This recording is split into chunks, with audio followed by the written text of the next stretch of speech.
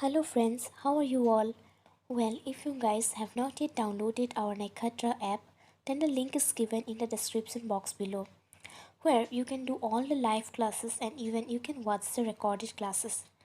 Even if you want to test yourself, the online tests are also available, and moreover, you can also clear your doubts by interacting with me directly over there. So now let's begin the lesson number 4 of your electricity chapter. So see, this is the circuit of a television, and mostly in this lecture we will talk and learn about the circuits. Okay, now to make drawing of circuits easy, let's learn the electrical symbols. So this the electrical symbol, the first one is your cell, the second one is the battery. Now can anyone tell me what is the difference between a cell and a battery? Okay, so see, a cell is a single unit of device. See here, it is a single unit of device.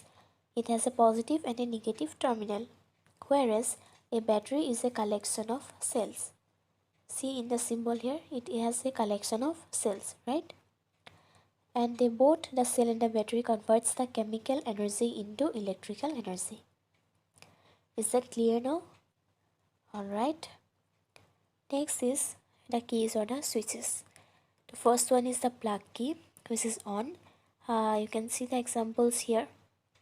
These are the examples. And the plug key off. This is a tab key symbol which is on. We can see it, right? This tab key is very common at our homes. And this is a symbol for tab key off.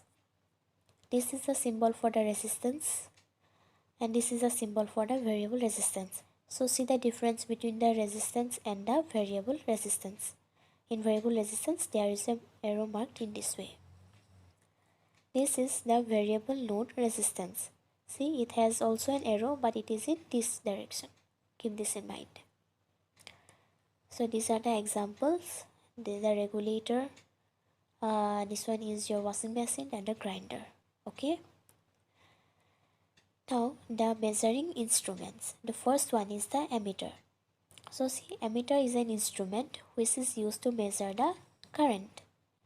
Now this is the symbol for the ammeter. It has a positive and a negative terminal too.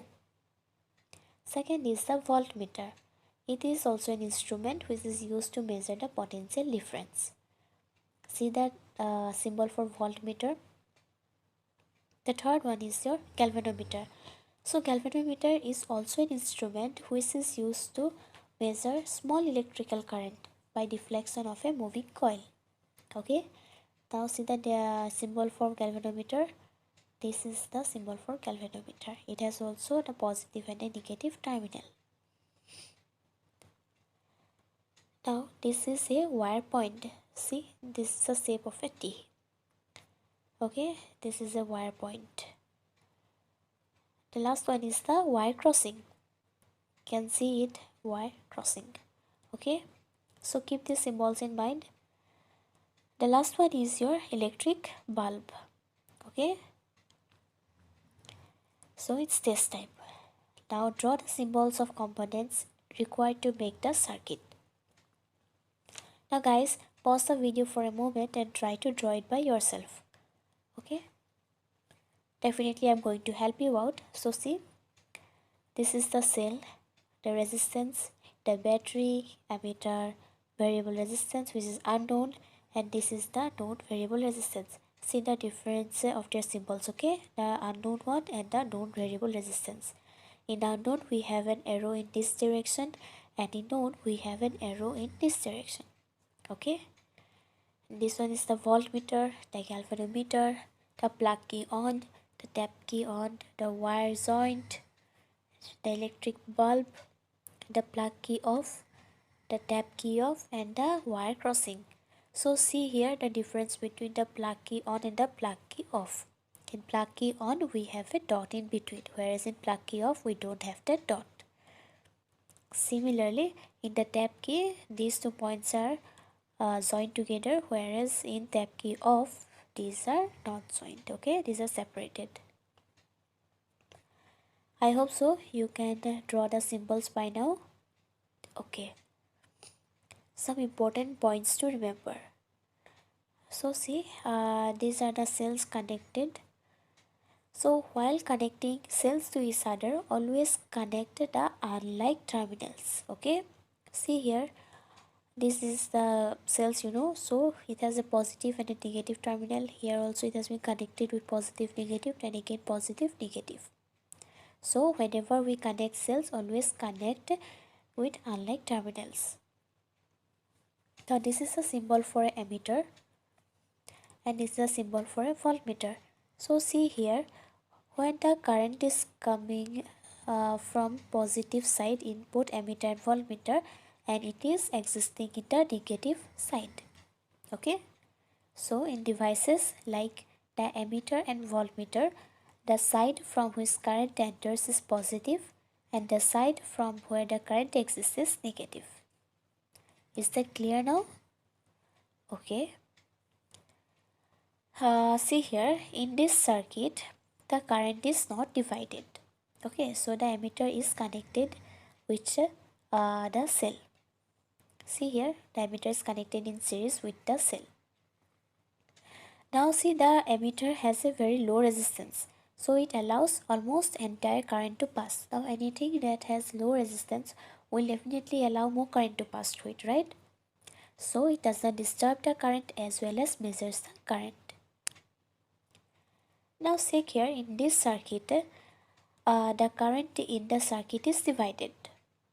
Okay, so here the voltmeter is connected in parallel with the cell. See here, the voltmeter is connected with parallel to the cell. So here the voltmeter is made from a material having infinite resistance. So a voltmeter is made from the material which has infinite resistance. So the current is allows will be either negligible or almost zero. Definitely, when something which has high resistance, how current can pass through it, right? So there will be no current passing through it. Well, now check some questions. How is a voltmeter connected in the circuit to measure the potential difference between 2 points? Now if you don't understand the question at one shot, try to read the question again and again. Okay? How is a voltmeter connected in the circuit to measure the potential difference between 2 points? Now we are asking here that how voltmeter is connected to measure the potential difference between 2 points. Okay? Check measure the potential difference between 2 points. Voltmeter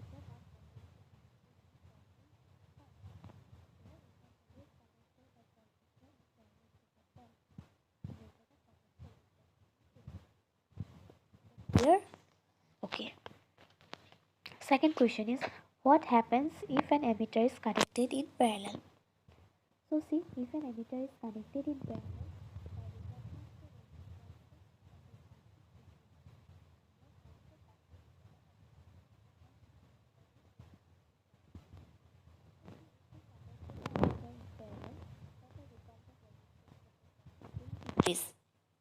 so if the resistance decreases, then the current can pass through it easily, right? So more current will pass through it.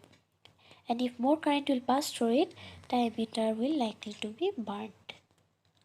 Am I clear to you? Okay. Third question is, what happens if a voltmeter is connected in series?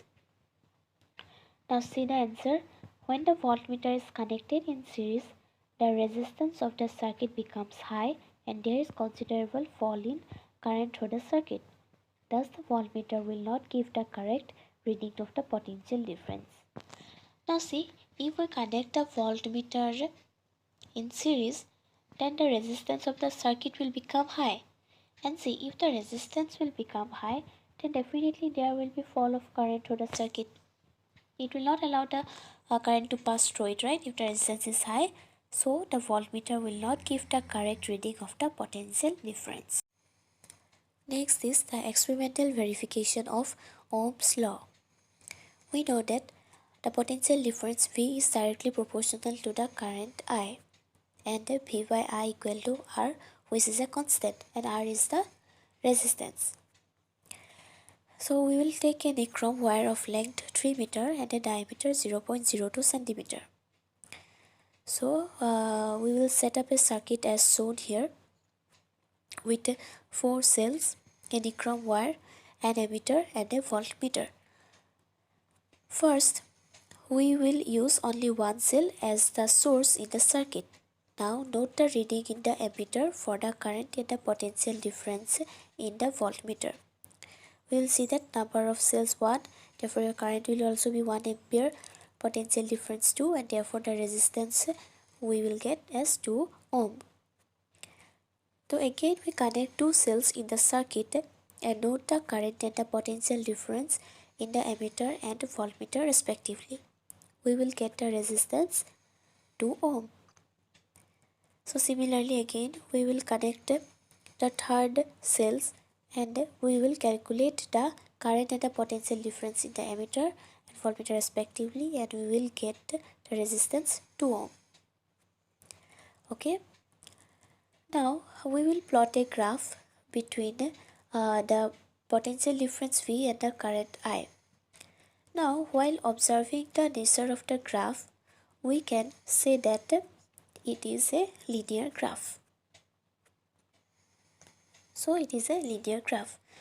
Now as the current I through a wire increases, therefore the potential difference across the wire also increases linearly, as we can see it from the graph.